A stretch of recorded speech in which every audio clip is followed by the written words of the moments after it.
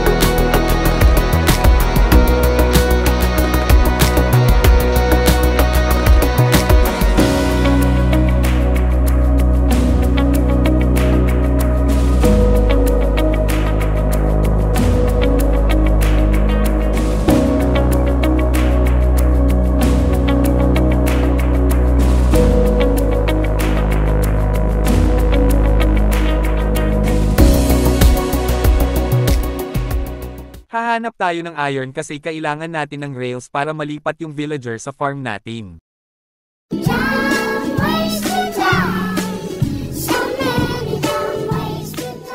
Babalik na tayo sa base kasi nakakuha na tayo ng sapat na iron para malipat yung villager natin. Ikaw ang napili ko upang magtrabaho sa ating farm. Ayan, dyan ka na, ikaw ang gagawa ng potato ko. Kailangan pa ng isang villager para sa second floor. 2 floor kasi yung farm nato pero hindi pa din to magiging efficient. Go Iron Golem, gawin mo yung trabaho mo, dito lang ako manunood. Eto yung mga potato na natira sa akin, eto lang tatanim ko sa automatic farm. Sana mag-produce agad to para lagyan natin yung second floor, hindi kasi aabot tong potato na meron ako. Ang daming iron golem sa base ko, nakapalibot na sila kung saan saan. Nakapalibot na sila kaya kailangan na natin silang bawasan at iuumpisahan ko sayo.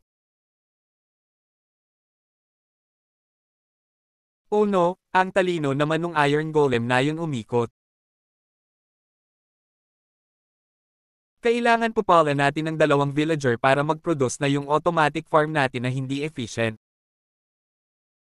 Napatay ko yung villager, sinisira ko yung minecart kukuha tuloy ng isa pang villager. Siguro dito ko na muna tatapusin tong episode na to, isang mabilis na episode na naman pero sana nag-enjoy kayo, kita-kits next episode.